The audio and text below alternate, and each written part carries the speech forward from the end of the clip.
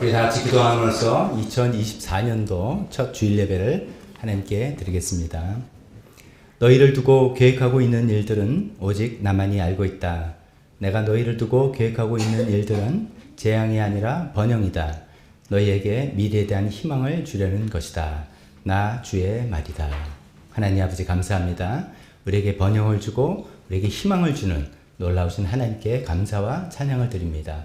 우리에게 새해를 허락하셨습니다. 이 새해에 하나님께서 우리 가운데 행하실 많은 일들을 우리가 소망하며 또 기대하며 주님께 나아갑니다. 오늘 첫 주일 예배로 주님께 나와서 하나님께 감사와 찬양을 먼저 드리고 하나님께서는 어떤 분이신지 우리가 소리 높여 찬양하고 그 하나님께서 우리에게 행하실 일들을 기대해보는 그런 시간 갖고자 합니다. 그런 저희 예배를 하나님 아버지께서 받아 주시옵소서. 예수님의 이름으로 기도했습니다. 아멘.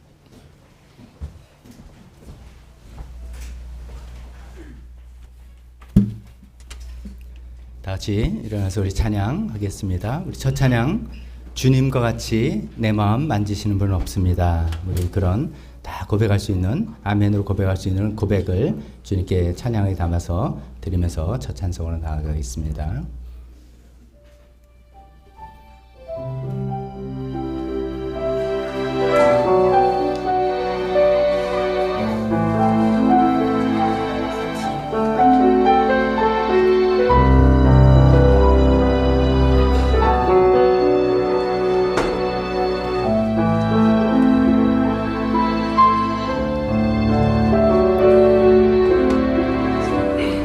주님과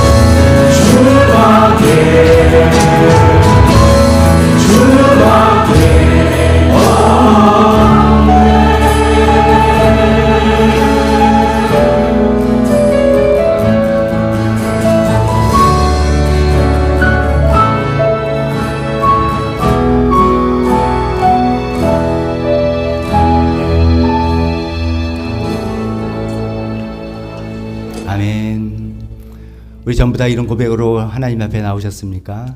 주님같이 내 마음 만지는 사람 없고 주님만이 나의 마음을 이해하시고 나를 도와주실 놀라우신 하나님입니다. 라는 이런 고백으로 이 자리에 나왔습니다.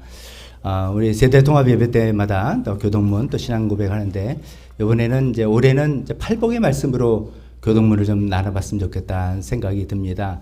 저와 여러분들 목사 회중을 이렇게 나눠서 팔복의 말씀을 쭉 교대가면서 올해 또한 이 팔복의 말씀이 우리 마음 가운데 잘 새겨졌으면 좋겠다는 소망입니다. 같이 저랑 같이 교동문으로 낭송하겠습니다.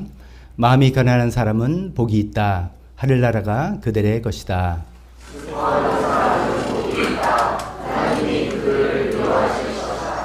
온유한 사람은 복이 있다. 그들이 땅을 차지할 것이다.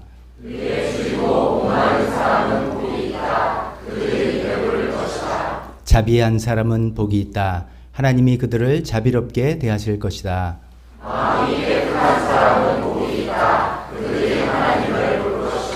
평화를 이루는 사람은 복이 있다. 하나님이 그들을 자기의 자녀라고 부르실 것이다.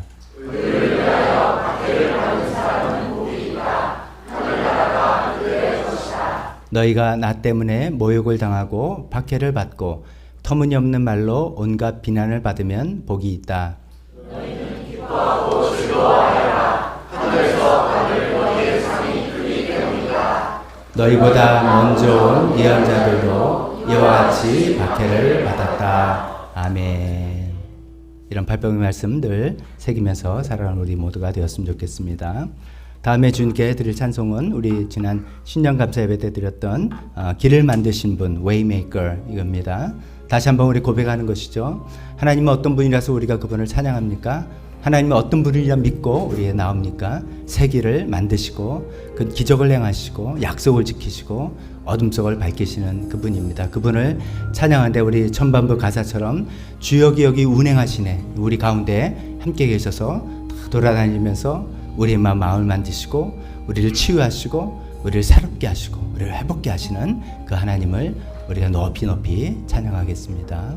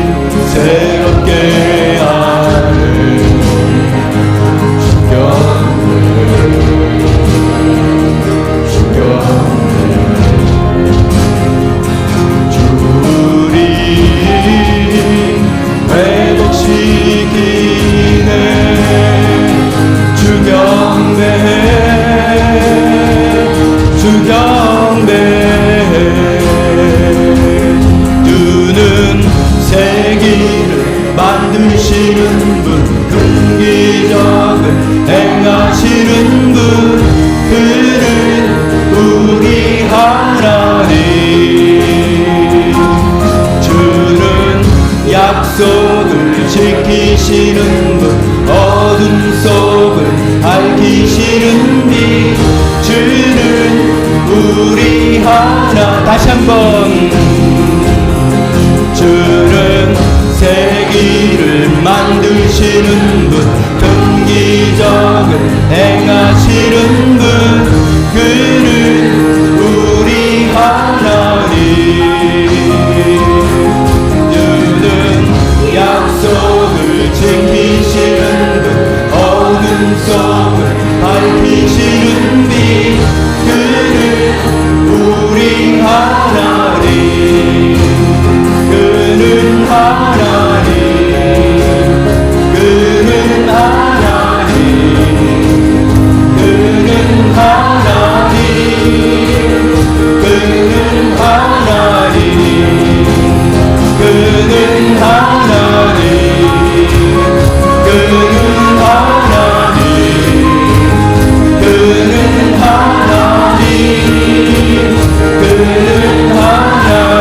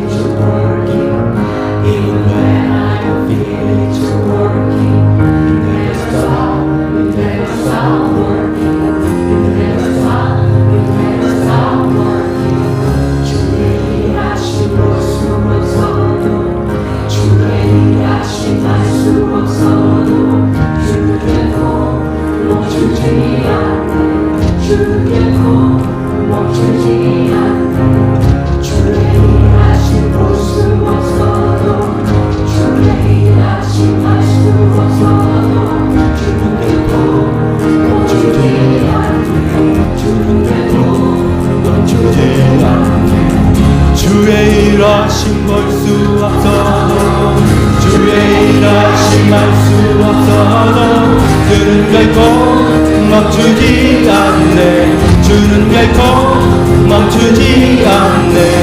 주의 일하심 볼 수 없어도, 주의 일하심 알 수 없어도, 주는 결코 멈추지 않네.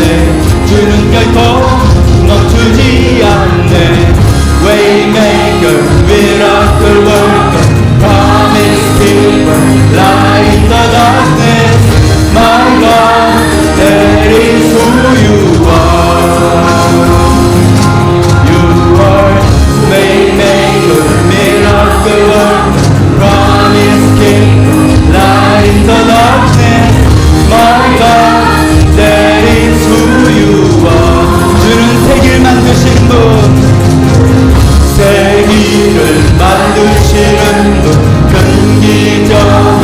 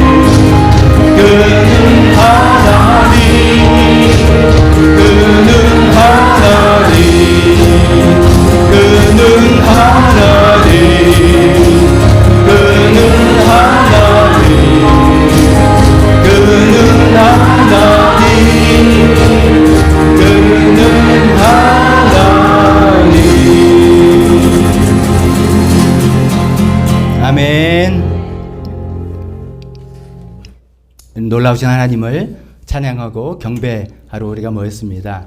놀라우신 하나님 안에 우리가 있을 때 우리에겐 많은 소망이 생기고 기대가 생깁니다. 우리 마지막 찬송, 주님 너를 우리를 통해 계획하신 일, 그것이 뭘지 우리 생각해봅니다. 우리 교회를 통해서, 우리 가정을 통해서, 우리 자녀들을 통해서, 우리 모든 대한민국 사회를 통해서 하나님께서 일하실 것을 기대해 봅니다. 비록 우리 교회 안에는 모습이 다르지만 예수님 한 분만으로 서로 바란다, 이런 찬송이죠. 축복송의 느낌으로 우리 서로를 좀 생각하면서 기도하시고, 나중에 간주가 쭉 나올 때, 일렉기타로 간주 나올 때 기도하는 시간 갖도록 하겠습니다.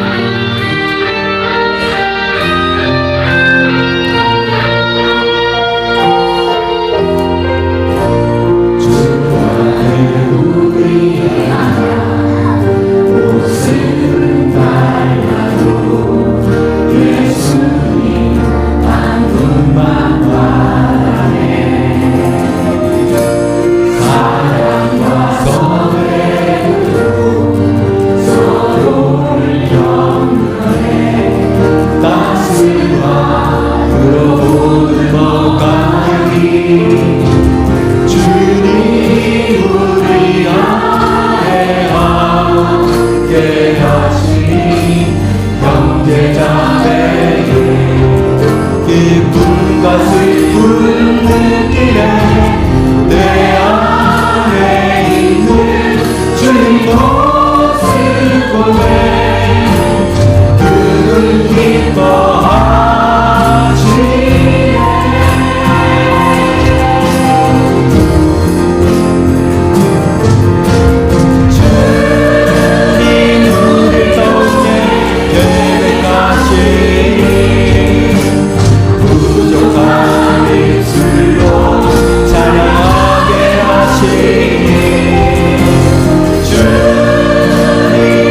우리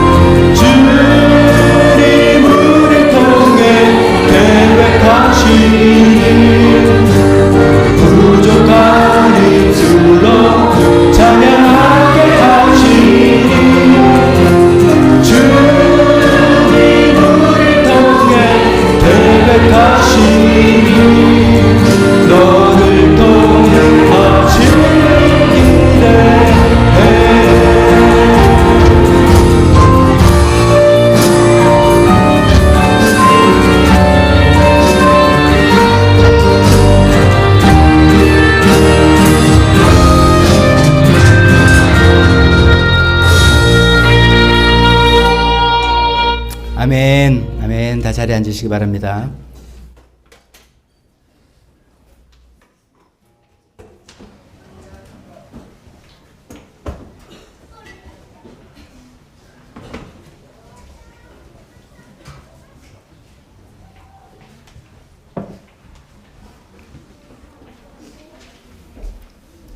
오늘이 2024년도 첫 주일 예배로 하나님께 드리게 된 날이죠. 첫 주일 예배로 드리는 또 세대 통합 예배로 드리는 그런 날인데 이 자리에 하나님께 예배하러 오신 모든 분들을 주님의 이름으로 다 환영합니다.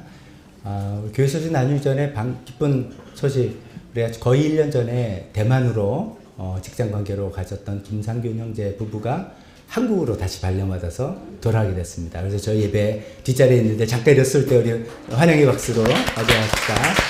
잘 돌아오셨습니다. 교회 소식 주보를 보면서 나누도록 하겠습니다. 올해 새해 표어는 전도하는 해라고 지난번에 말씀드렸죠. 우리 모두 전도에 힘쓰는 한 해가 되고 그 내용을 목회자 칼럼에도 제가 좀 썼고 지난 1월 1일 예배 때도 그리고 오늘도 좀 그런 부분에서 말씀을 드리고자 합니다. 계속해서 전도해서 하나님 기쁘게 해드리는 우리 교회가 또 되었으면 좋겠습니다. 매월 첫째 주는 세대 통합 예배로 우리 어린아이서부터 어른까지 다 함께 모여서 예배 드리는 그런 예배이죠. 그때마다 특송 순서가 있는데 오늘은 티움 목장에서 특송해 주시겠습니다.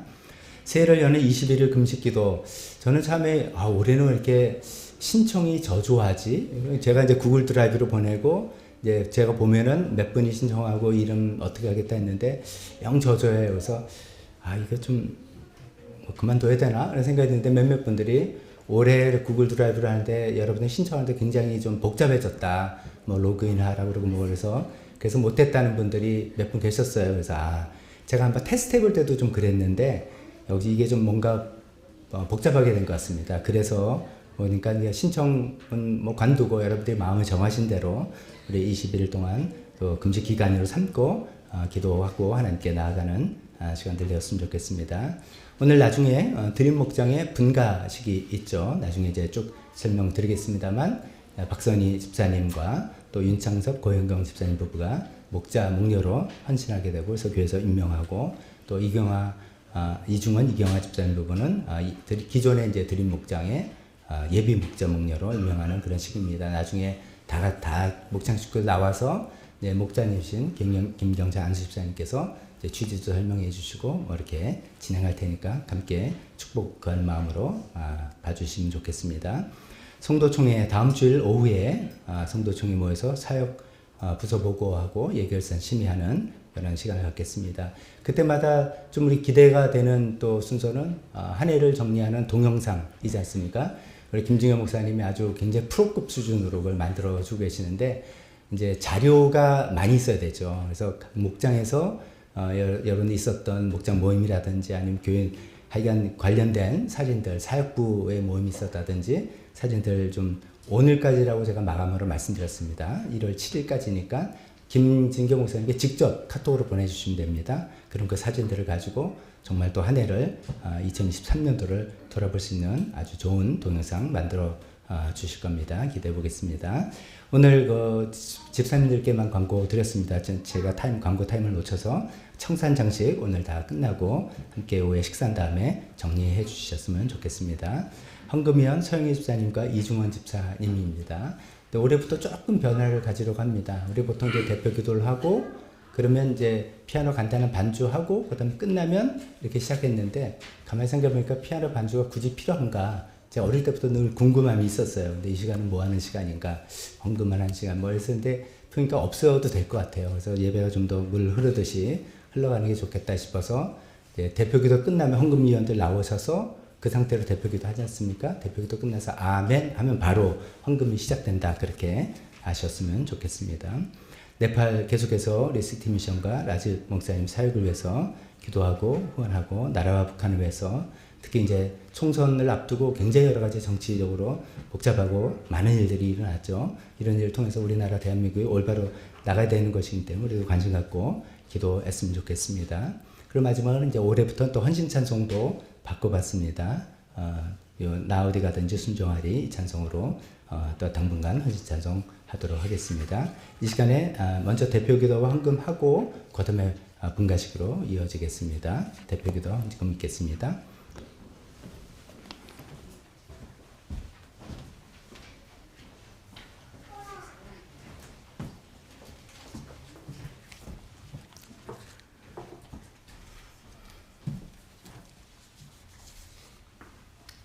다 함께 기도드리시겠습니다. 창조의 하나님 아버지, 새해가 밝았습니다. 저희들의 몸과 마음이 더욱 경건해지게 하시고 이 시간 신령과 진정으로 영이신 주님께 예배드릴 수 있게 하심을 감사드립니다. 예배가 삶의 중심이 되게 하시며 날마다 주님을 찬양하는 기쁨을 알게 하여 주시옵소서. 지난 한 해를 돌아보면 그저 감사할 뿐입니다. 저희들의 삶에서 일어날 수 있는 얼마나 많은 사건과 사고를 막아주셨는지요. 저희가 미처 알지도 못했던 수많은 위기 속에서도 주님께서 함께하여 주셨고 피할 길도 주셨음을 감사드립니다. 우리 사랑하는 교회를 사랑하사 섬세하게 필요를 채워주시고 하나님의 열심으로 쉬지 않고 일하셨음을 깨달았습니다. 눈에 보이지 않았지만 주 성령님의 따스한 손길로 인도하시고 동행하심을 느낄 수 있었던 특별한 시간이었습니다. 크고 작은 어려움을 겪어가면서 저희들의 한계가 있다는 걸 또한 알았습니다.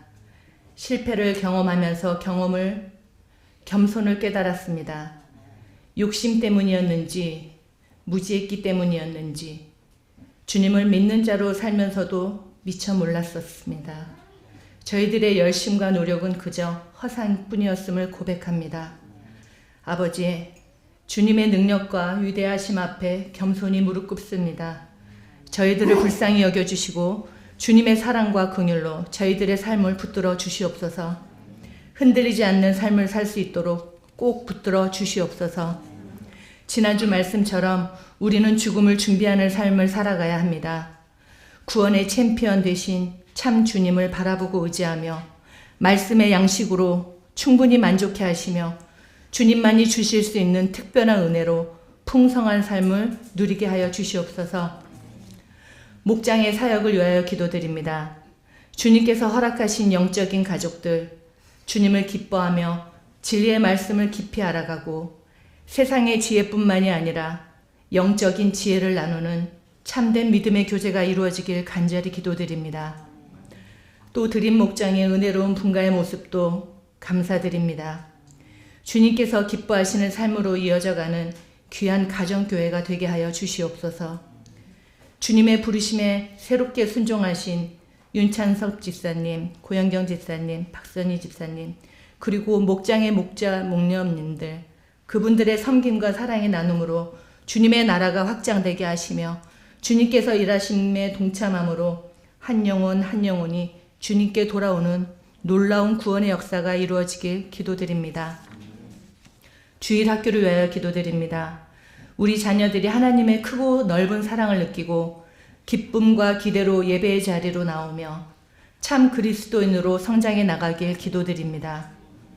어렵고 힘든 상황을 겪어 나갈 때마다 낙담하지 아니하고 방황하지 않으며 무슨 일이든지 담대하게 주권자이신 주님께 나와 기도하게 하시고 살아계신 주님을 만나고 전능하신 분임을 경험하고 알아가는 거룩한 자녀들로 살아가게 하여 주시옵소서. 지도해 주시는 김진경 목사님, 김미선 전도사님을 세워주심을 감사드립니다. 시간과 재능으로 헌신해 주시고 계시는 교사님들 또한 감사드립니다. 주님께서 허락하신 특권과 능력으로 이분들의 생활 가운데 필요한 영육간의 모든 것을 공급해 주시고 주님의 사랑으로 충전되어 기쁨으로 아이들을 섬기며 리드해 나갈 수 있도록 허락하여 주시옵소서. 열악한 환경 속에서도 주님의 선하신 계획과 뜻에 따라 네팔의 선교지를 세우시고 복음을 전파하게 하신 또한 감사드립니다. 라진 목사님을 통하여 불가능해 보이기만 했던 어려운 상황 가운데서도 주님의 나라가 선포되며 잃어버린 한 영혼 한 영혼이 주님 품으로 돌아올 때 주님께서는 얼마나 기뻐하셨을지요. 특별히 이번에 침례받는 심슨 형제와 수밋 자매님 주님의 이름으로 축복합니다.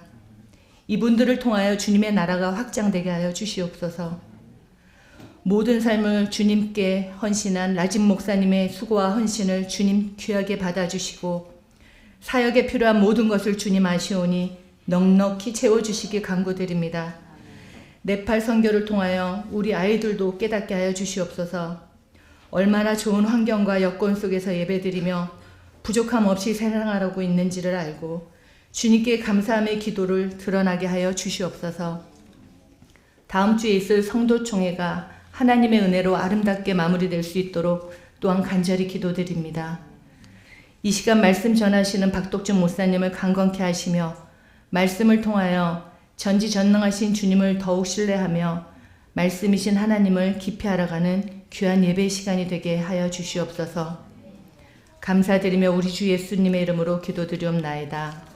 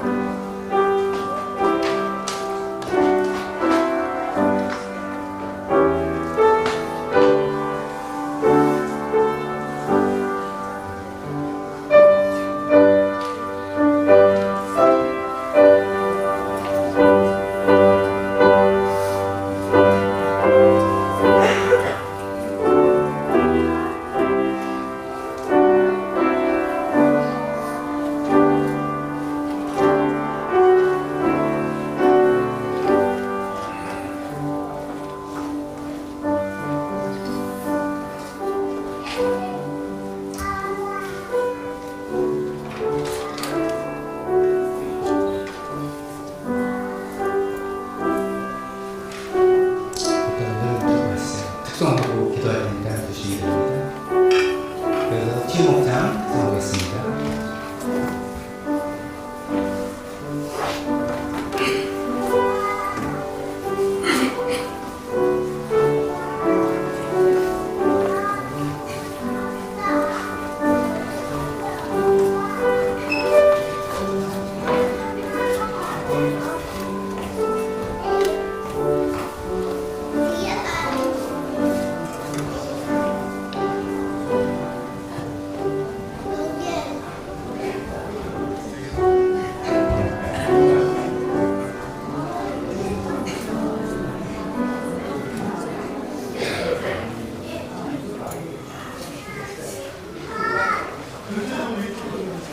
균형이 안 나요.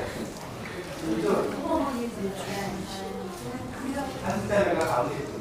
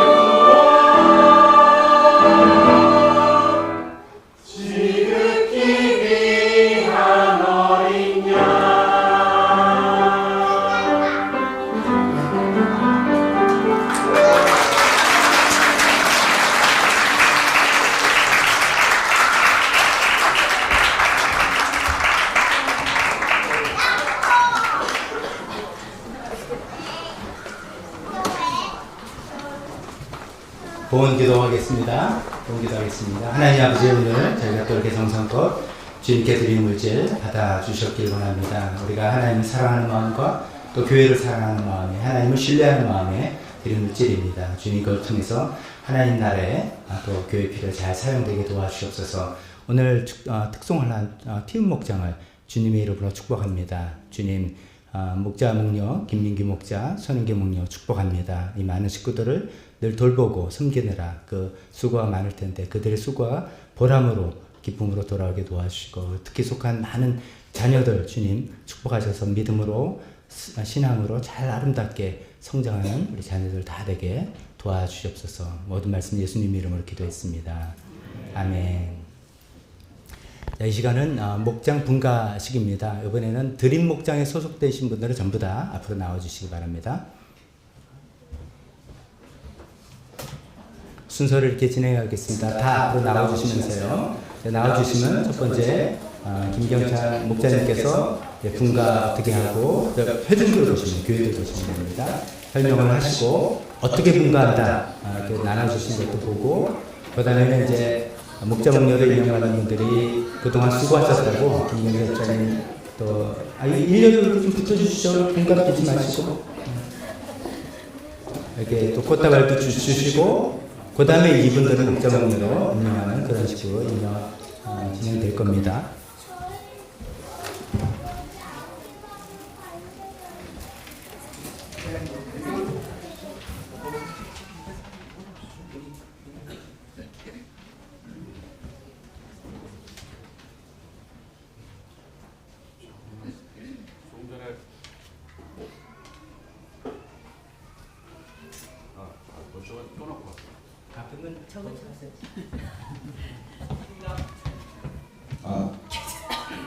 조금 전에 특송을 보니까 김민규 목자님 밑에 그 티움 목장에 오늘로 더 왔으면 참 좋았겠다 후회가 됩니다. 저희 드림 목장은 2013년 3월 3일 날 출범했습니다. 가정교회 기본 원칙을 최대한 따르며 기본 틀을 만들어 놨습니다. 금요일 7시에 모였고 정성껏 준비한 식사를 하고 찬양, 또 말씀 공부, 전주 설교 말씀을 정리해서 우리 이중원 집사님이 잘 가르쳐 주셨습니다. 공동 기도 제목을 또 그 이후에 나누고 함께 통성 기도한 후에 한 주간에 나의 삶 속에서 경험한 감사와 나의 기도 제목들을 시어했습니다. 그리고 끝으로 그날 나눈 시어링과 기도 제목 중에서 중요한 내용들을 함께 기도하고 마치는 것으로 그렇게 목장을 해왔습니다.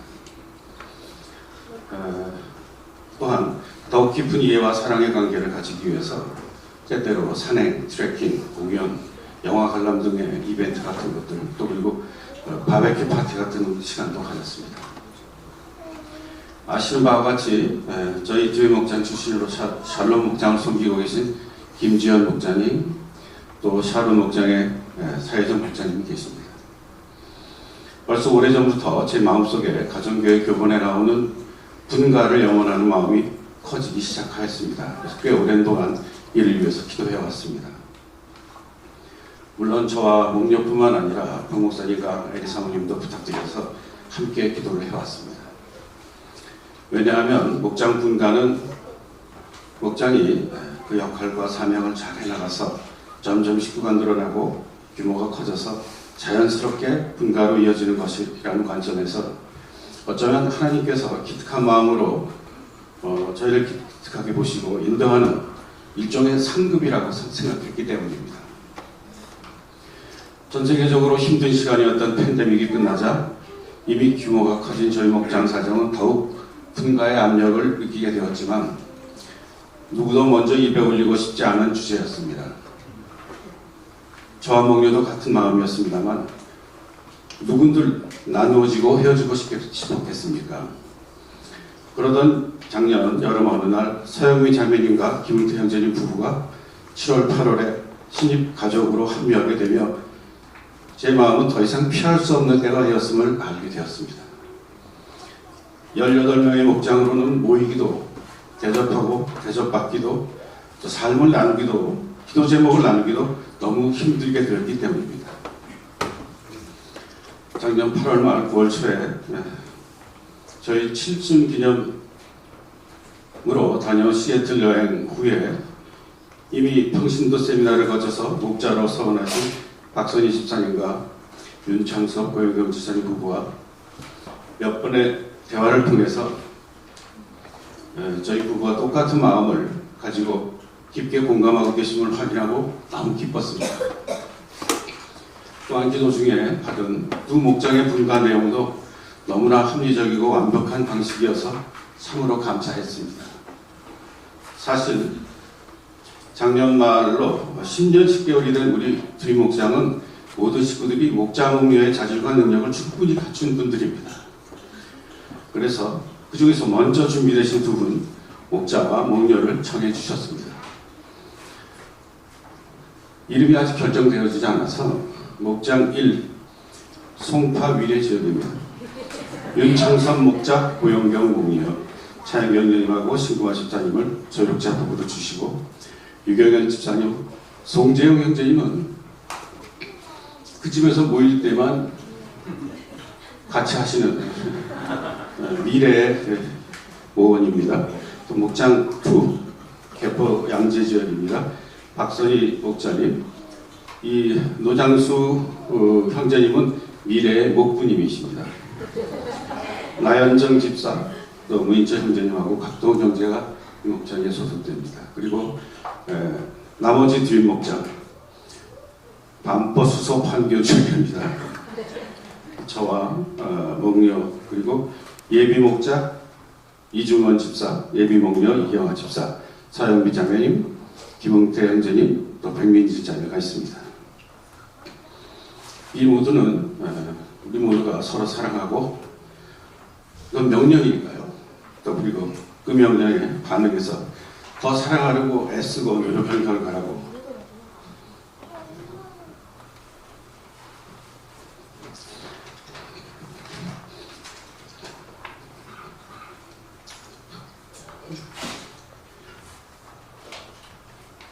이렇게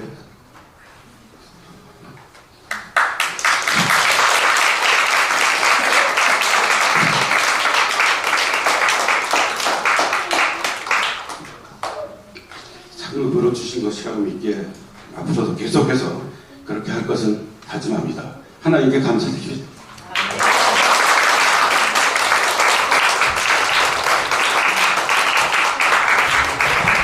목장이 나눠졌다는데 한번 구체로 한번 서볼까요? 기존에 이제 가운데는 드림 목장으로 계시는 분들 남아주시고, 제 이쪽에는 어떤 쪽이랄까?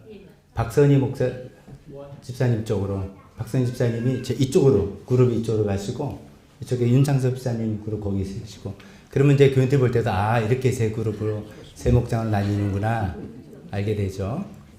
자, 그래서 드림 목장은 시즌2라고 하시네요. 이렇게 나머지 시즌2로 김흥태 형제님서부터 이중원 집사님까지 기존 멤버 남아 계시고, 저쪽에는 박선희 집사님, 그쪽으로 나눠 계신 거죠? 나인중 집사님 어디 계세요? 나인중 집사님이랑 저쪽에 네 분, 또 이쪽에 이렇게 돼서 됩니다. 자, 이렇게 나누는데 그동안 10년, 10개월 동안 수고하셨다고 또 뭘 준비하신 것 같은데 뭐 좀 드리죠, 이 시간에. 네.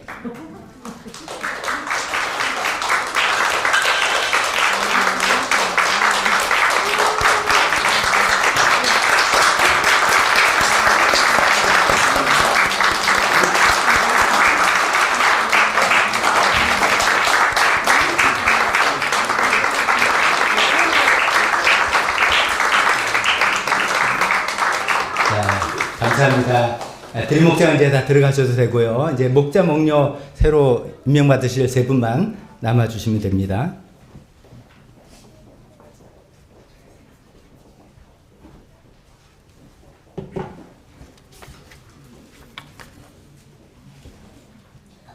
성도님들 보시고요.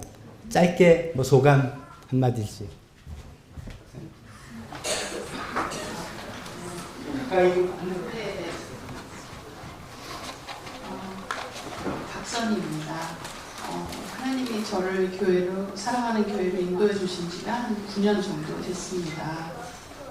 처음에 예배에 온 게 아니라 먼저 목장 모임부터 먼저 갔었어요. 그래서 김영찬 목자님 댁에서 바베큐 파티를 할 때 첫 목장 모임에 참석했었던 날이 기억이 납니다. 교회에 오래 다니고 그렇게 쭉 생활하고 했었지만 이렇게 가정에 모여서 서로 삶을 나누고 정말 이렇게 한 가정으로, 같은 교회로 그렇게 나오는 모습이 굉장히 신선했고, 오늘 이 자리에 오는 때까지 정말 목장 안에서 제가 사춘기 두 아들 키우면서 또 저희 남동생이 교회에 왔다가 같이 신앙생활을 잘 하다가 하늘나라에 먼저 가는 그런 일도 있었고, 또 작년에 저희 사랑하는 저희 시아버지, 시어머니가 3달 어간으로 가시는 그런 일도 제가 다 이 교회에서 목장 안에서 있으면서 다 지나왔습니다. 여러 가지가 많이 생각납니다. 목장 안에서 제가 받은 은혜 너무 감사하고 또 너무 좋았기 때문에 목자님이 목자를 하셔야겠습니다. 그렇게 말씀하셔서 예, 그냥 그랬습니다. 그리고 사실 이 일은 사랑하는 저희 남편이 저를 지지해주고 믿어주고 격려해주지 않으면 제가 이걸 감당을 할 수가 없습니다. 제가 오늘 저희 남편이 여기 오래간만에 왔기 때문에 영상 편지를 한번 쓰겠습니다.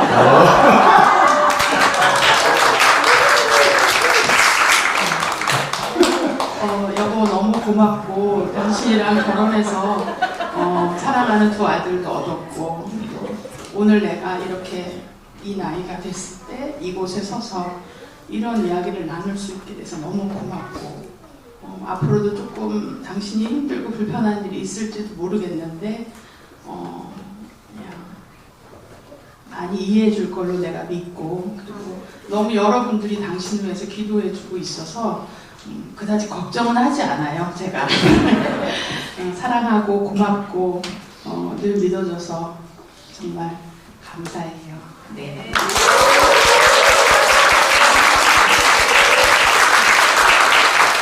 영상 편지가 아니라 공개적으로 이제 아주 도장을 다 찍었네요.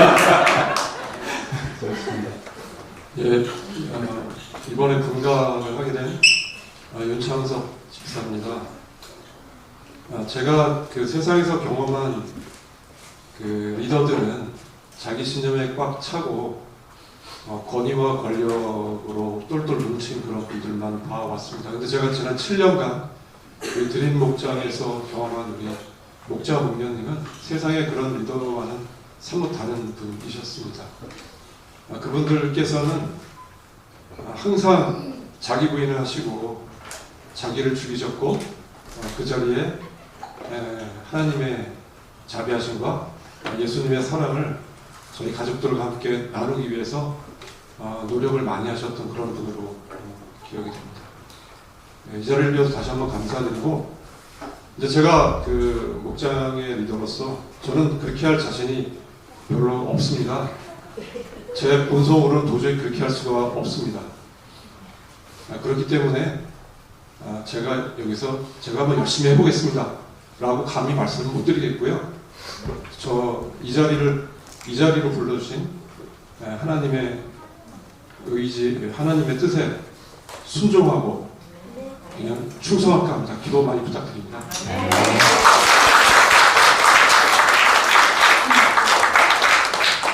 안녕하세요. 대부분의 경우에 목자 목녀가 되는 경우는 그만큼 충분한 그런 어떤 인격과 자격이 되는 분들이 대부분이신 것 같은데, 한편으로 또 이외적으로는 그만큼 훈련이 필요한 그런 사람을 특별히 목자 목녀로 또 세워지게 되는 경우도 있는 것 같습니다. 네, 제가 이제 하다 보니까 이런 자리까지 하나님께서 인도를 해주셨는데 순종하는 마음으로 또 그동안 드림 목장에서 목자 목녀님께 배운 그런 사랑과 헌신, 섬김의 그런 것들을 많이 보고 제가 누린 만큼 또 그만큼 사랑하고 섬기는 일에 힘쓰겠습니다. 많은 격려와 기도 부탁드립니다. 감사합니다. 그 하나님의 나라 역사는 좀 신기한 것 같아요. 하나님 나라에서 어떤 일꾼을 부를 때 자격 조건을 다 하나 보세요. 하나님 뭐냐면 나는 자격이 없습니다 라고 하는 사람이죠.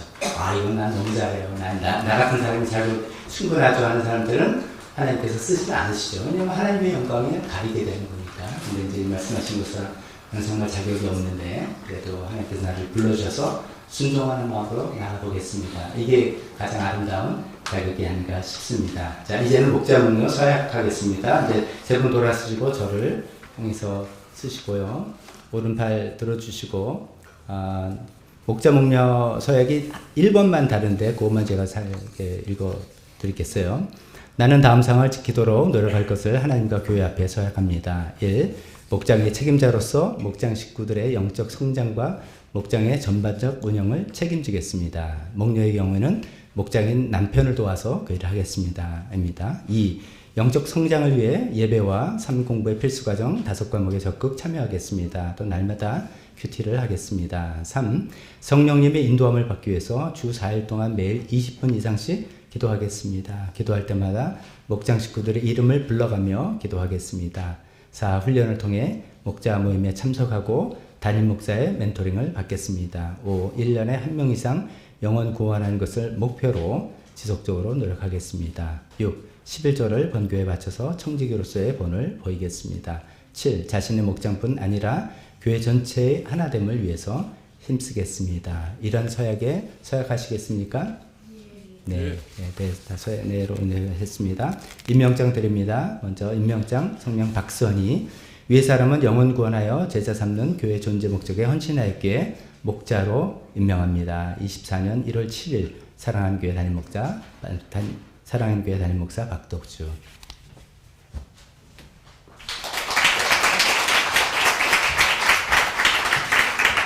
임명장 윤창섭 같은 내용으로 목자로 임명합니다.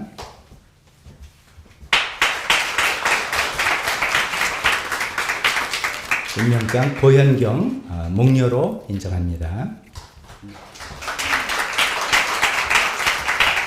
자, 성도님들 보시고 앞으로 서 계십시오. 우리 기도하겠습니다. 우리 다 같이 기도하겠습니다. 모든 영혼이 구원받기를 원하시는 하나님 아버지, 저희는 가정교회 운동을 통해서 신약교회를 회복하기를 원하시는 하나님 아버지의 마음을 알게 되었습니다. 예수님은 교회 존재 목적은 영혼을 구원하여 제자로 만드는 것이라고 알려주셨습니다. 이 시간 그런 하나님의 소원을 이루어드리고자 목자로 헌신한 박선희 목자님, 윤창섭, 고현경 목자 목녀 부부를 축복합니다. 그동안 구원해 주신 은혜를 감사해서 또 목장을 통해서 받으신 그 은혜에 감사해서 이 모든 은혜에 빚진 자의 심정으로 주님 이 자리에 나섰습니다. 또 먼저 하나님의 나라와 하나님의 의를 구하는 그 심정으로 나섰습니다. 이분들의 이런 헌신을 받아주시고 축복하여 주시옵소서. 아버지 하나님, 이제 집을 오픈해서 목장 모일 때마다 하나님의 임재가 그곳에 함께하기를 원합니다. 이분들이 함께 모여서 기도할 때마다 응답되어져서 하나님의 능력이 함께하게 되기를 원합니다. 삶 나눔을 통해서 형식적인 어떤 종교 모임이 아니라 정말 진실한 믿음의 모임들이 계속 진행될 수 있게 도와주시옵소서. 새로 구성된 목장들 축복하며 그분들뿐만 아니라 앞으로 새롭게 된 목장을 통해서 더 많은 영혼들을 주님께서 보내주셔서 그 안에서도 아름다운 교회 공동체를, 목장 공동체를 이룰 수 있게 도와주시옵소서. 아버지 하나님, 이런 거룩한 사명을 감당해 날 때 필요한 것들 하나님 다 채워주시옵소서. 믿음을 주시고 소망을 주시고 지혜를 주시고 인내를 주시고 성령의 능력을 주시고 사람들을 품을 수 있는 포용력을 주시고 배려하는 마음을 주시고 그들에게 단호하게 기준을 세워주는 기준을 또 주시고 그 모든 것을 주셔서 주님께서 맡겨주신 목장을 주님의 이름으로 잘 섬기는 목자, 목녀되게 도와주시옵소서. 모든 말씀 예수님의 이름으로 기도했습니다. 아멘. 박수할 때 들어가겠습니다.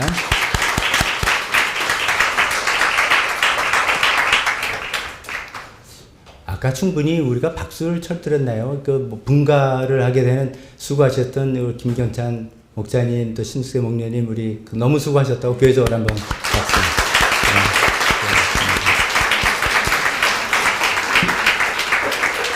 중간에 언급하신 것처럼 그 안에서 사실 이제 두 목자를 파송하신 거예요. 두 목자 파송됐다가 이번에는 정식으로 이렇게 분가하는 우리 첫 번째 분가식이라서 우리가 이렇게 예식을 순서를 가졌습니다. 설교 시간입니다. 다 같이 일어서서 설교 본문 읽을 때 교회 학교는 자기 교실로 돌아가시면 되겠습니다.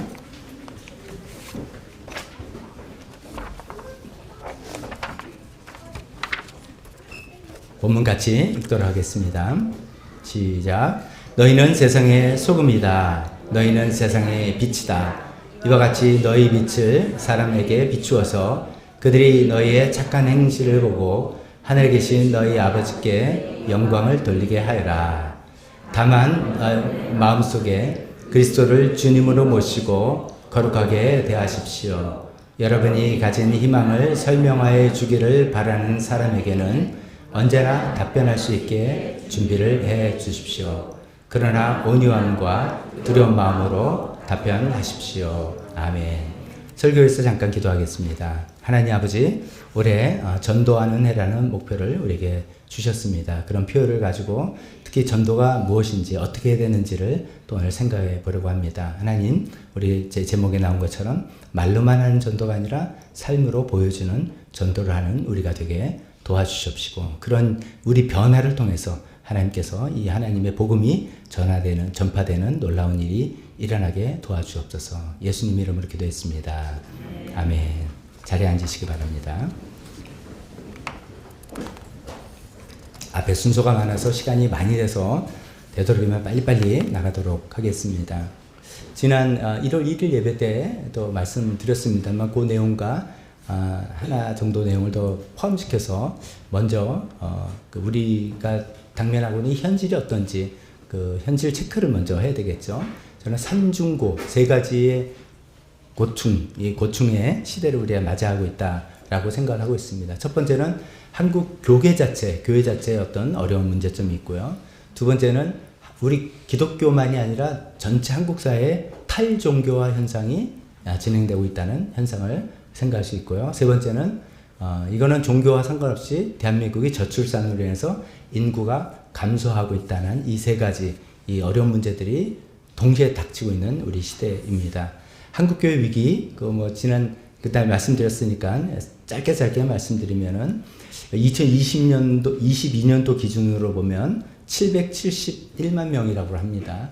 근데 이게 이제 뭐 그런가 보다라고 생각하지만 어릴 때부터 쭉 신앙생활 하신 분들은 한때 개신교 인구가 1000만이다 이렇게 생각했습니다. 5천만 중에 5분의 1 뭐 이렇게 생각하고 굉장히 1000만 명, 1000만, 1000만 성도 이렇게 생각했는데 771만 명 2022년도 기준입니다. 그런데 더 놀란 건 제가 이런 설교를 준비하면서 자료를 보니까 그 771만 명 중에 실제로 교회를 저와 여러분처럼 출석하는 분은 545만 명에 불과하고 나머지 226만 명은 가난한 성도라고 좀 많이 말씀드렸죠. 내가 신앙은 하나님을 믿지만은 교회는 안 나가라고 하나 안 나가 거꾸로 해서 가나안이라고 명칭한다 그랬지 않습니까? 그러니까 당신은 이제 갤럽 같은 데서 당신 종교가 뭡니까? 그러면 기독교라고 쓰긴 하지만 교회는 뭐 바빠서 안 나가는 게 아니라 나는 안 나가는 사람이에요. 그러면서 나는 기독교인이라 생각하는 사람이 무려 226만 명. 그리고 교회에 정기적으로 출석한 사람이 545만 명. 포함해서 771만 명이라는 것입니다. 근데 그것이 앞으로 굉장히 급격하게 하락될 거다라는 그런 문제입니다. 그게 이제 우리 한국 교회가 닥친 어려움이고요. 그 다음 두 번째는 기독교뿐만 아니라 한국 사회 전체적인 탈종교화 현상입니다. 그러니까 기독교, 불교, 천주교 다 포함해서입니다. 우리나라의 종교를 갖고 있는 인구가 2004년에서 2014년까지 10년 동안에 한 4%포인트가 떨어졌습니다. 54%. 종교를 갖고 있는 사람이 54%였는데 2014년에 조사해 보니까 50% 반밖에 아니에요. 종교를 갖고 있는 사람이 어떤 종교든 간에. 그런데 14년서부터 2021년까지 10년도 아니고 7년 사이에는 이것이 10%포인트나 빠졌습니다. 그래서 지금은 종교를 갖고 있는 사람이 기독교, 불교, 무슨 교, 무슨 다 종교를 갖고 있는 사람이 우리 대한민국의 40%고요. 나는 종교가 없어 하는 사람이 무종교인이 60%를 차지하고 이것은 점점점 늘어날 추세인 것입니다. 근데 왜 이제 그분들에게 왜 당신은 종교에 관심이 없습니까? 물어보면은 예를 들어서 뭐 종교가 타락해서 자기네들끼리 이기적이라서 뭐 그런 것도 있을 수 있는데 제일 큰 부분은 종교에 아예 관심이 없다. 종교 자체 이게 우리가 알잖아요. 뭐 미워하는 거는 사랑했기는 미워하는 거잖아요. 근데 관심이 없다가 제일 무서운 거잖아요. 그러니까 점점점 우리나라에는 종교 자체에 관심이 없는 사람들이 많아진 것입니다. 이 통계는 이제 그 왜 그런가를 설명까지는 안 나오는데 저 나름대로 생각해 보니까 점점점 우리가 물질적인 풍요로운 시대에 살기 때문이 아닌가. 그리고 점점점 더 많은 엔터테인먼트, 즐길 거리들이 더 많아졌기 때문에 종교라는 추상적인 어떤 초월적인 세계에 대한 관심이 없어지는 게 아닌가 이렇게 생각해 봅니다. 그렇다면 이것은 이런 탈종교화 현상은 점점점 심해질 수 있는 그런 가능성이 있는 겁니다. 무종교인이 그러니까 우리 10명 있으면 대한민국 사회에 10명 있으면 6명은 아예 종교가 없는 사람이에요. 아예 종교가 없고 4명 중에서 누구는 기독교, 불교 이렇게 나눠진다. 그런 시대에 우리가 처해 있다는 것입니다. 근데 탈종교화에 있어서 희망은 하나 또 엿보이는 통계는 이런 거예요. 그렇게 종교에 관심이 없다 그러면서도 또 뭐 절대자라고 그러죠. 절대자 혹은 신, 또 뭐 극락, 천국 뭐라고 그러든 사후의 영혼, 기적 이런 초월적인 세계에 대한 관심은 아직도 한 40%는 갖고 있다는 게 소망입니다. 종교에 관심이 없지만 그래도 죽은 다음에 뭐 이런 거 있잖아. 그 다음에 뭐 이렇게 신은 계시지 않을까 이런 어떤 초월적인 존재와 초자연적인 현상에 대해서 그래도 마음이 한 40% 사람들은 아직은 열려 있다는 거. 이거는 큰 소망입니다. 그분들이 굉장히 어려움을 닥칠 때 그래도 초월자인 하나님께 그것이 이제 꼭 기독교의 신이든 누군지 간에 나올 수 있는 가능성이 엿보이는 거죠. 만약 이것도 없다면은 정말 소망이 없고 정말 힘든 그런 상태인데 그런 희망도 살짝 엿보인다는 것입니다. 한국교회 위기와 함께 두 번째 탈종교화 때문에 그런 것이 있다면 세 번째는 우리나라 자체가 저출산으로 인구가 감소되고 있기 때문이죠. 현재 2020년도 인구수가 5,155만 이것이 우리나라 최고의 정점일 거다라고 이야기합니다. 지금 벌써 우리나라 인구는 감소세로 들어섰다라는 보도를 많이 보셨을 겁니다. 예측에 의하면 2041년도에는 4천만 명대로 내려가고 2070년대 여기 2070년대 살아계실 분들 많지는 않을 것 같은데 그래도 2070년에 3,800만 명대로 점점 감소하게 되는 것이죠. 그래서 국민연금, 국민건강보험 이런 거 굉장히 위기에 놓여 있다라고 우리가 잘 알고 있죠. 이런 세 가지 삼중고 때문에 우리가 좀 굉장히 어려워지는 상태인 것이죠. 이런 시대에 살기 때문에 저는 생각한 제 나름대로 한 두 가지 자세가 필요하지 않을까. 첫 번째는요. 어떤 우리가 이제 전도하는 은혜다 이렇게 해서 하니까 무슨 폭발적인 성장, 양적 성장 이거를 기대하는 것은 좀 무리다. 시대가 이런 시대에 우리 교회만 잘 돼. 가끔 있습니다. 여전히 우리 교회만 폭발적으로 성장하는 교회가 있는데 한편으로 먼저 생각해보면 순수한 전도일까 수평 이동일까 생각해보는 겁니다. 즉 이 교회에 다니다가 저 교회로 모여서 하는 거라면 그 교회는 좋지만 하나님 나라 전체를 보면 쌤이에요. 아무런 플러스가 안 돼요. 그러니까 그런 것보다는 우리는 안 믿던 분들이 예수님 믿게 하는 것이 우리의 목적이기도 한데 그런 것들이 폭발적으로 성장하는 시대는 좀 지난 게 아닌가. 대신 우리 개인적으로는 질적인 성장을 진짜로 해야 하는 그런 시대에 접어들었습니다. 그러나 또 한 가지 우리가 갖고 올 자세는 시대가 이런 시대니까 그냥 가만히 있으면 어떻게 되냐면 그냥 가만히 있으면 그냥 쪼그라드는 거죠. 가만히 있으면 쪼그라들어서 유지도 어렵고 존립도 어려운 그런 상태에 가기 때문에 우리가 뭔가 해야 되고 또 전도에 힘써야 되겠다라는 그런 말씀을 드립니다.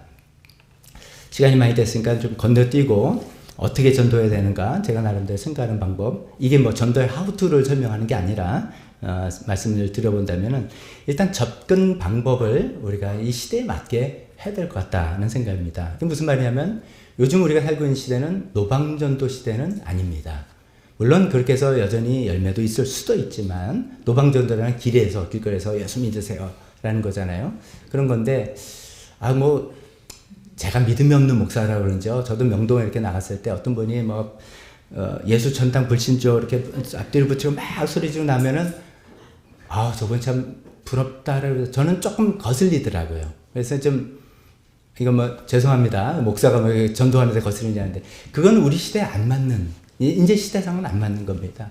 우리나라 인구 5천만 중에 어떤 분이 어떻게 통계를 됐는지 제가 읽어보니까 교회를 다녔던 경험이 있는 사람이 1,000만 명이랍니다. 즉 무슨 말이냐면 우리가 사는 시대는 교회라는 것에 대한 성경이라는 것에 정보가 없어서 안 믿는 사람이 아니다. 아까 말씀드린 가나안 성도가 226만 명이랬죠. 가나안 성도들은 어쩌면 저와 여러분들보다 성경에 대해서 더 많이 아는 분이 있을 수도 있습니다. 뭔가 교회 문제의식을 갖고 실망도 하고 상처도 받아서 교회는 안 나가. 그러나 하나님은 믿어. 이런 분들 성경은 더 열심히 알고 있습니다. 그런 분들에게 섣부르게 성경 가지고 죄인이래 이렇게 해봤자 안 되는 거예요. 그런 말과 어떤 일방적인 어떤 말과 어떤 그런 방식 가지고는 전도가 되게 힘든 그런 시대를 우리가 살고 있는 것입니다. 지금 우리가 살고 있는 시대를 시대적으로는 포스트 모더니즘이라고 하지 않습니까? 포스트 모더니즘 뭐냐면 절대적인 가치를 인정하지 않는 사회입니다. 절대적인 것, 절대적으로 옳은 것 이것이 없어져 버린 사회예요. 다 상대적인 가치, 상대적인 진리를 붙들고 있는 사회예요. 그렇기 때문에 기독교가 힘든 거예요. 우리 기독교는 하나님이 절대적으로 옳으시다. 하나님의 말씀이 진리다. 이라고 우리 믿고 살아가는 사회 믿음을 체제를 갖고 있는데 시대의 사조는 뭐냐면 포스트 모더니즘에는 그런 거 없다. 각자 생각하는 것이 옳다. 그것을 인정해 줘야지 왜 그것을 부인하느냐. 요즘 우리 점점 미디어나 영화나 뉴스나 다 그런 분위기고 이제 각자 생각을 존중해 주고 그냥 해야지 왜 그걸 틀리다고 하느냐라고 하는 분위기 포스트 모더니즘의 시대에 살고 있습니다. 그래서 이제 전통적인 방법은 사실 우리가 복음을 전하려면 가장 첫 번째 과제가 뭐냐면 당신은 죄인입니다. 서부터 시작하는 거거든요. 죄가 무엇인지 알고 죄라는 것을 인정하는 거기서 시작이 되는데 포스트 모더니즘 시대에 들어오면서 거기서부터 문제가 걸리는 겁니다. 왜 죄야? 왜 성경이 말하는 게 옳아? 내 생각 틀린 거 아니야? 거기서 당신이 죄인이라고 말하는 거기서부터 반발감이 생기고 가스라이팅 하나? 왜 나를 사람을 이렇게 억압시키나? 이렇게 마음의 문이 닫히기 쉬운 그런 시대에 살고 있습니다. 물론 그래도 우리가 여전히 그런 복음을 전하고 그런 성경 말씀으로 접근해야 되겠습니다만 뭔가 우리가 좀 다른 마음가짐으로 접근해야 되지 않을까. 그래서 방법이 아니라 전도는 어떤 방법으로 뭘 하고 어떤 프로그램을 하고 뭐 어떤 전략을 짜고 이게 아니라 우리가 전도를 해야 되겠다라고 할 때 우리가 갖는 우리 각자의 마음가짐부터 달라져야 된다라는 말씀을 오늘 드리고 싶습니다. 좀 두 가지를 말씀드리고 싶습니다. 첫 번째는 간증과 변화된 삶으로 보여줘야 된다. 간증은 뭐냐면 제가 말씀드리면 성경 말씀 들이대고 이거 믿어 이게 아니라는 거예요. 그 정보를 몰라서 안 믿는 사람은 거의 없습니다. 인터넷 찾으면 다 나옵니다. 관심 있으면 다 검색할 수 있습니다. 그게 아니라 간증은 뭡니까? 그런 하나님을 믿고 살아가는 나의 삶의 경험이잖아요.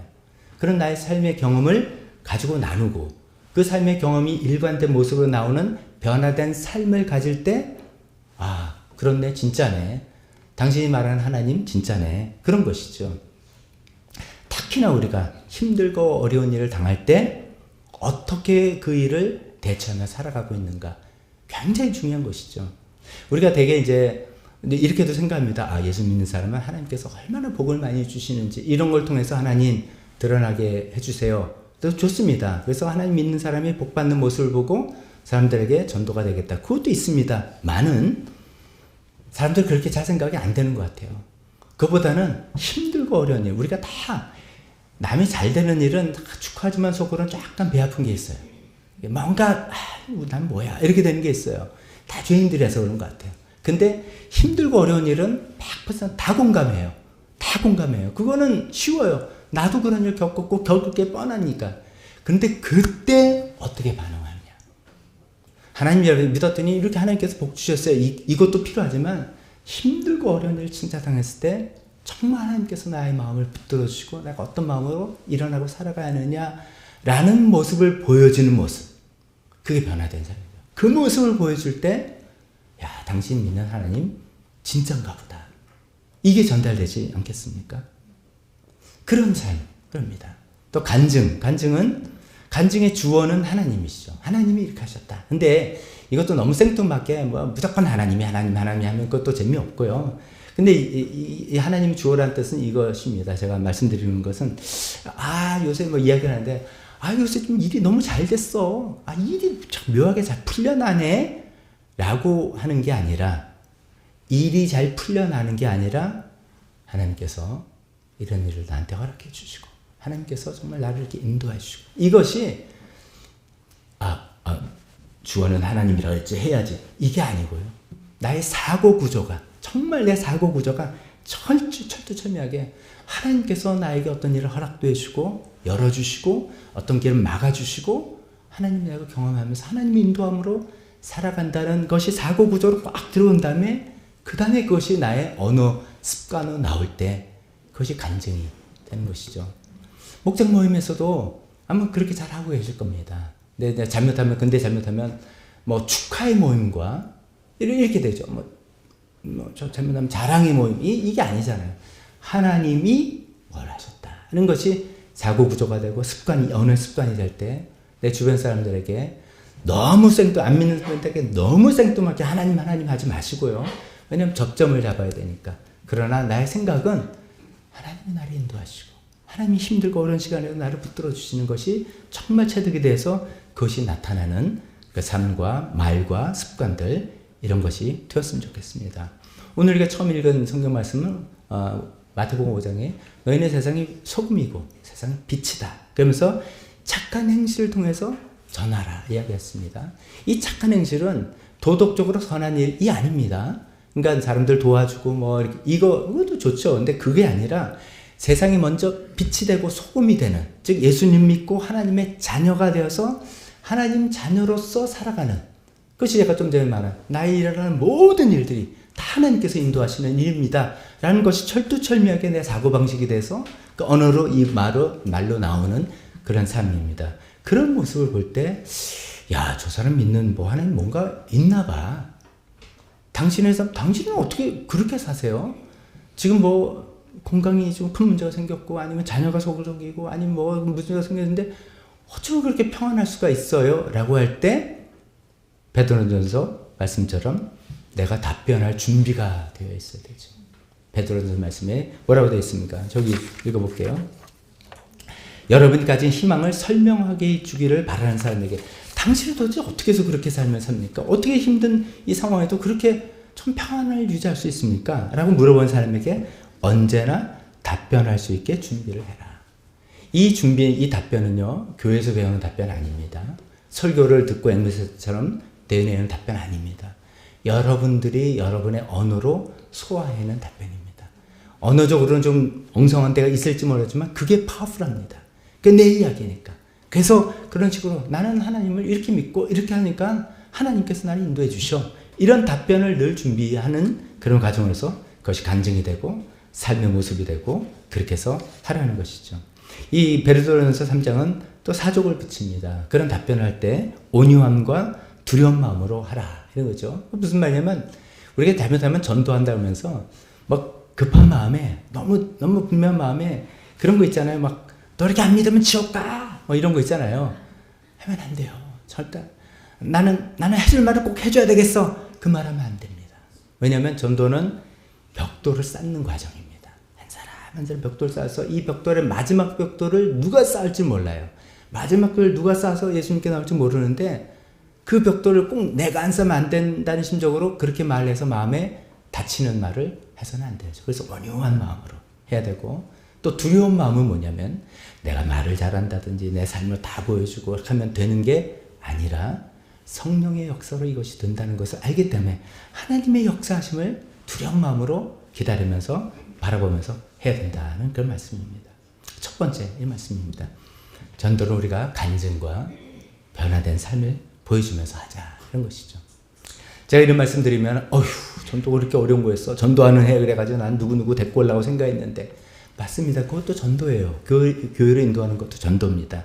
그러나 그 교회로 인도하는 전도를 하면서 우리가 계속해서 내가 저분들에게 무엇을 보여줄 것인가, 무엇을 보여줄 수 있는 것을 계속 생각을 해야 된다는 것이죠. 그래서 그 고민을 해나가면서 살아가면 좋겠습니다. 두 번째는 우리가 개인적으로 간증과 변화된 삶을 보여줘야 된다 한다면, 두 번째는 건강하고 좋은 목장과 교회를 만드는 것이 전도에 굉장히 필요한 것이다 라고 말씀드릴 수 있겠습니다. 아니, 교회로 데리고 오면, 요즘 우리는 사실 정확히 말하면 전도와 교회 인도는 같은 동의어는 아닙니다. 전도는 예수님을 전하는 겁니다. 그래서 어떤 상황이든 예수님 믿고 구원받게 하면 전도입니다. 그러나 현실적으로는 다 교회의 인도를 통해서 전도를 하게 되는 것이죠. 그래서 동의어로 우리가 생각해 본다면, 교회를 데리고 와서 뭐 보여줄 게 있어야 되잖아요. 우리 교회 오면 막 인테리어 예쁘고 시설 좋고 이런 것도 우리가 보여줄 수 있겠습니다만, 그게 중요한 게 아니지 않습니까? 그 이상의, 이 안에서 우리가 주역이 운행하시네, 주역이 역사하시네, 이것을 보여줘야 되잖아요. 그것이 우리의 따뜻한 친절함과 따뜻함과 존중하고 배려하고 사랑하고, 야, 이 교회 사람들 참 사랑이 많아. 아니, 이게 어떻게 해서 그걸 느끼는지 그건 모릅니다만, 느낌이, 야, 이 교회 분들 참 사랑이 많네 라고 하면 되는 거예요. 그런 교회를 만들어 나가는 것 자체가 내가 누구를 한 명 안 데리고 와도 나는 전도하고 있는 거예요. 우리 목장에 딱 왔더니, 이 목장 사람들 정말 너무 좋은 분들이에요 라고 하는데 내가 기여했다면 그게 내가 전도하는 거예요. 왜냐면 그런 보여줄 때를 만들어야 되고, 그 안에서 서로 인격과 인격이 만나고 마음이 열리고 서로 속 이야기하고 하나님을 만나는 역사가 일어나기 때문입니다. 그런 분위기를 만들어서 저도 이제 노력합니다. 제가 이제 목사로서 제 예배를 인도하고 설교를 하고 교회를 할 때, 특히 이제 예배 같은 때 좀 이렇게 예를 들어 확 권위적이라든지 아니면 그런 거 없이 정말 자연스럽게 편안하게, 그러나 하나님의 성령의 역사가 여러분 마음속에 임할 수 있는 그 분위기를 만들려고 나름대로 굉장히 애를 쓰고 그런 분위기를 만들고, 저 자신이 그런 성품이 되고 그런 사람이 되려고 애를 쓰죠. 또 여러분은 각자로 끝나고 식사하는 교제에서 서로 양보하고 도와주고 미덕을 베풀을 통해서, 만약에 새로운 분이 있다면, 야, 이 교회 분들은 정말 서로 너무 사이가 좋네. 속으로는 되게 싸우는 거 알아요. 저도 서로 여러분들 갈등 있는 거 알지만, 그래서 이게 있네 라고 느끼게 하는 분위기를 만든다면, 그게 우리가 교회를 전도를 하는 셈이라는 말씀입니다. 이게 왜 그러냐면요, 아까 말씀드렸죠. 지금 교회 밖에 있는 분 중에 우리나라에 1000만 명 정도가 교회를 다녀봤던 분들이라는 뜻입니다. 그럼 대개 우리가 앞으로 전도할 부분은 대부분 한 번 정도는 교회를 다녀봤던 분들이 거의 다 할 겁니다, 사실은.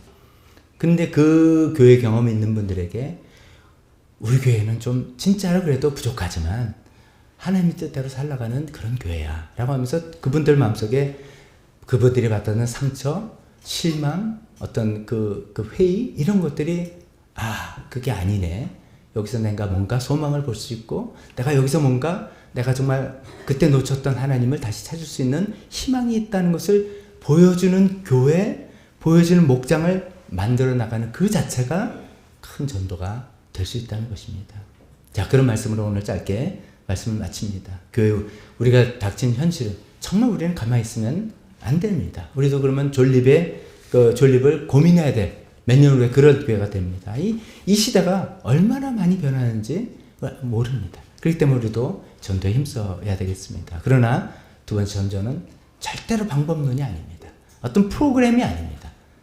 전도는 우리 마음의 가짐에 나와야 되고, 우리가 전도하는 사람으로서 우리의 간증과 변화된 삶이 먼저 우선돼야 되는 것이고, 그런 마음들이 합쳐서 우리의 따뜻한 목장과 교회가 만들어질 때 이곳으로 인도하신 분들을 우리가 또 하나님께 인도할 수 있는 그런 전도가 되리라 믿습니다. 오늘 반주해 주실 때 오늘 말씀을 듣고 또 올해 예배 전체적으로 하나님께서 여러분에게 만져 주신 말씀, 마음이 있으면 그거 붙들고 기도하는 시간 갖도록 하겠습니다. 기도하겠습니다.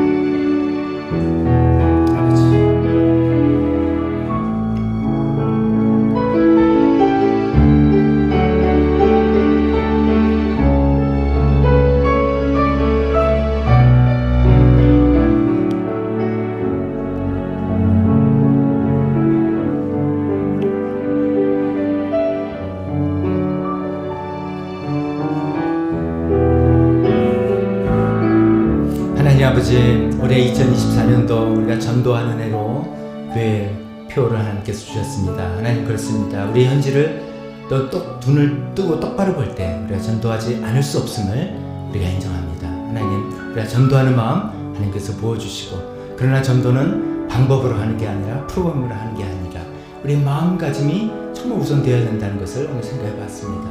하나님, 우리가 변화된 삶을 살 수 있게 도와주옵소서. 말로만이 아니라 말과 삶으로 전도하는 사람 되게 도와주옵소서. 우리가 믿는 하나님이 실제로 너무나 역사하시는 하나님이라는 것을 우리 삶으로 조금씩 증거해낼 수 있는 저희가 되게 도와주옵소서. 그런 마음들이 모여서, 그런 변화들이 모여서 우리 목장이, 우리 교회가 정말 따뜻하고 아름답고 건강한 교회가 돼서 이곳에 인도하시는 분들이 그곳에서 하나님을 만날 수 있는 그런 목장과 교회를 만들어 나가는 우리가 되게 도와주셨기를 간절히 기도드리며 예수님의 이름으로 기도했습니다. 우리 다 같이 일어서서 헌신 찬송하겠습니다. 나 어디 가든지 순종하리, 충성하리, 주님만 찬양하리.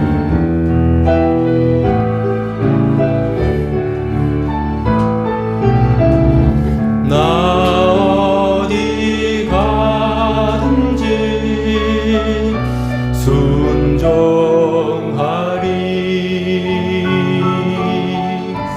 나 어디 있든지 충성하리, 주 나의 하나님, 왕 되신 주, 영원히 주님만 찬양하리.